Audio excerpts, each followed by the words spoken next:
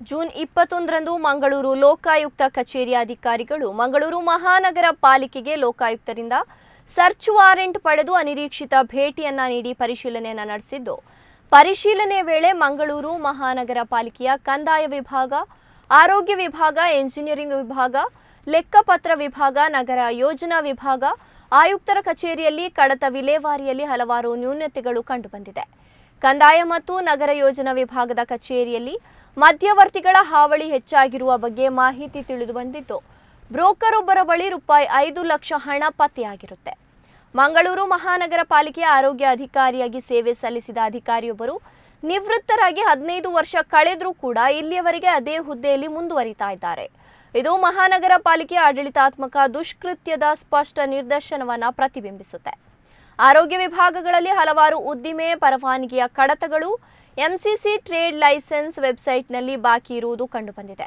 ವ್ಯಾಪಾರ ಪರವಾನಗಿಗಳನ್ನು ನವೀಕರಿಸಿರುವುದಿಲ್ಲ ಮತ್ತು ಅದಕ್ಕೆ ಅನುಗುಣವಾದ ಶುಲ್ಕವನ್ನು ಸಂಗ್ರಹ ಮಾಡದಿರುವುದು ಕಂಡುಬಂದಿದೆ. ಎಂಜಿನಿಯರ್ ವಿಭಾಗದಲ್ಲಿನ ಹಳೆಯ ಕಡತಗಳನ್ನು ಬಾಕಿ ಇರಿಸುವುದು ಕಂಡುಬಂದಿದ್ದು, ಲೆಕ್ಕಪತ್ರ ವಿಭಾಗಗಳಲ್ಲಿ ಕಾಲಮಿತಿಯೊಳಗೆ ಬಿಲ್ಗಳನ್ನು ವಿಲೇವಾರಿಗೊಳಿಸದೆ ಬಾಕಿ ಇರಿಸಿರುವುದು ಕೂಡ ಕಂಡುಬಂದಿದೆ.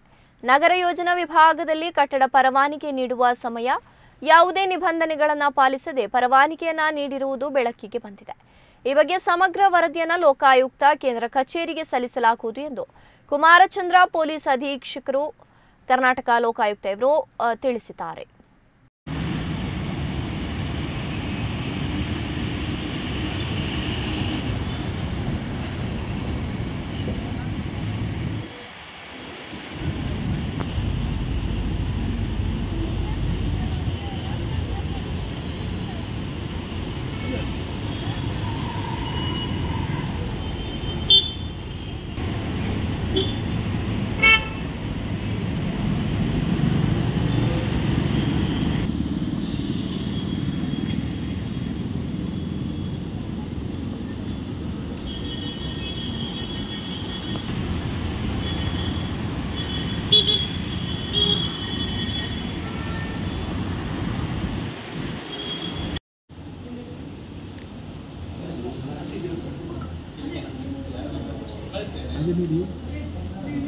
Inspector,